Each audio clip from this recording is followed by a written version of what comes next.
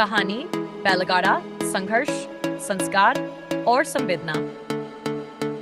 कहानी महाराष्ट्र के एक छोटे से गांव सुकारे की है।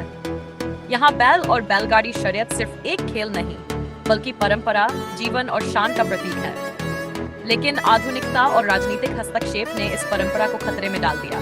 पहला दृश्य, पोरा का त्योहार। गांव में पोरा का त्योहार है। किसान रामू और श्यामू नाम के अपने बैलों को सजा रहे हैं। उनकी आंखों में बैलों के लिए प्यार और गर्व झलक रहा है। बैल भी सजकर गले में घंटियां बांधकर त्योहार की रौनक बढ़ा रहे हैं। रामू श्यामू हमारे लिए सिर्फ बैल नहीं, घर के सदस्य हैं। इनके बिना हमारा कुछ भी नहीं।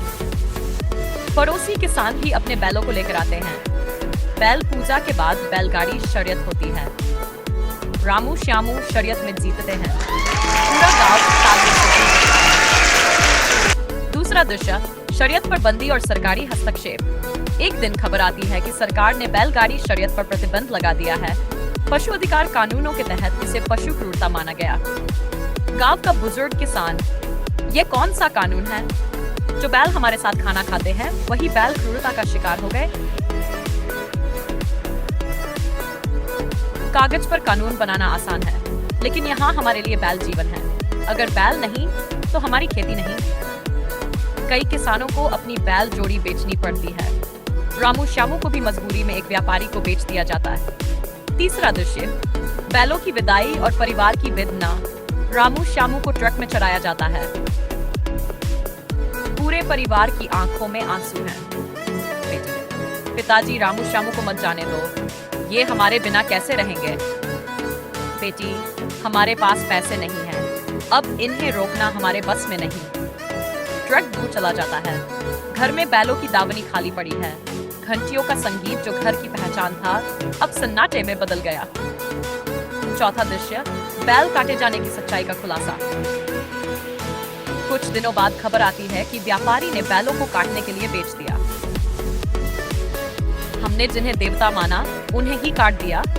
सरकार ने तो बैलगाड़ी शर्यत बंद की थी, लेकिन बैलों को काटने से क्यों नहीं रोका? ये सिर्फ बैल नहीं, हमारी परंपरा, हमारी आत्मा थी। हम इस अन्याय को यूं नहीं सहेंगे। पांचवा दृश्य, किसान आंदोलन और संघर्ष। गांव वाले एकजुट होकर आंदोलन शुरू करते हैं। वे सरकार के फैसले का विरोध करते हैं। शहर में प्रदर्शन होता है। डॉक्टर राजेश जैन, एक शोधकर्ता, किसानों का समर्थन करते हैं। बैल हमारे कृषि चक्र का हिस्सा हैं। इन्हें खत्म करना हमारी मिट्टी को खत्म करना है। रासायनिक खाद से मिट्टी जहरीली हो रही है। हमें बैलों को बचाना होगा। न्याय की जीत किसानों की मेहनत रंग लाती है।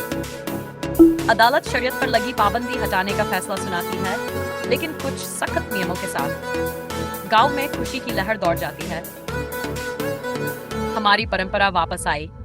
अब बैलों के गले में घंटियां फिर से बजेंगी। अंतिम दृश्य, नई शुरुआत। गांव वाले नए बैल खरीदते हैं। खेतों में बैलों की आवाजाही से हरियाली लौट आती है। गांव में फिर से पोरा का त्योहार मनाया जाता है।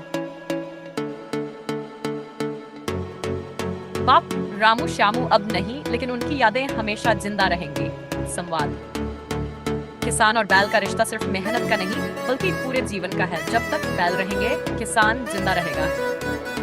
पार्श्व संगीत के साथ कैमरा बैलों की दौड़ और खेतों की हरियाली पर रुकता है।